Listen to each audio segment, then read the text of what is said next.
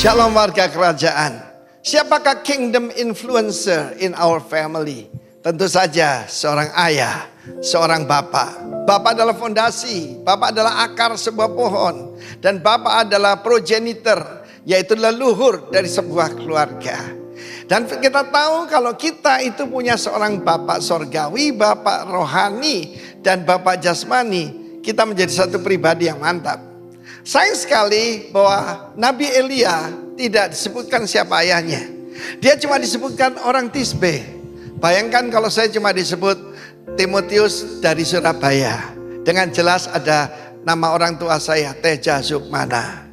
Saudara yang kasih Tuhan, firman Allah mengatakan dia menjadi depresi yang berat. Ketika baru menghadapi ancaman dari seorang emak-emak. Dan apa yang terjadi? Dia minta mati. Tetapi Tuhan tidak membuang dia. Tuhan mengirim malaikat untuk menguatkan. Kiranya lebih dari malaikat Roh Kudus comfort us. Dan dia memberikan kepada roti bakar. Apa itu firman Tuhan dengan kuasa Roh Kudus. Dan juga air dari sorga. Dan Roh Kudus selalu gambaran air, gambaran angin. Dan ketika dia bersembunyi di sebuah gua. Pada saat itu dengan suara yang lembut Tuhan memanggil dia. Apa kerjamu di sini Elia? Dia tidak berkata, aku pecat kau, kau memang tidak berguna. Dia berkata, apa kerjamu di sini? Dan kita tahu bagaimana ketika Allah berjalan di Taman Eden, in the cool of the day, dia berkata pada Adam, Adam di mana engkau? Dan pada saat itu Tuhan berkata, aku tidak membiarkan kamu sendiri, masih ada 7.000 orang yang ku pelihara.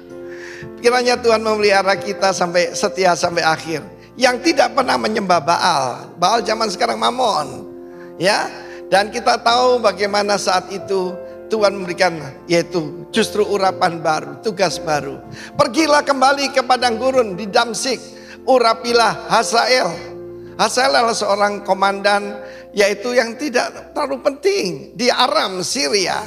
Dan juga Yehu, cucu Nimsi sebagai raja menggantikan Ahab dan Elisha bin Syafat. Menarik sekali, nanti saya akan terangkan. Tetapi saudaraku, orang tidak dibuang, yang sudah gagal tidak dibuang. Jangan percaya kalau kita sudah ada harapan. God is the God of the second chance. Dan kita melihat bagaimana justru dia diberikan a new anointing, new assignment, tugas yang baru dan urapan yang baru yang merubah dunia.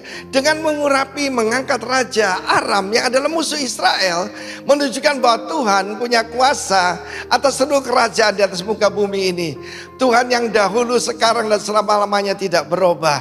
Dan kita melihat bagaimana Elia menjalankan tugas itu. Dia berkata untuk menghancurkan dinasti pada Ahab, maka akan dipakai Hazael, kemudian Yehu, dan terakhir yaitu Elisha.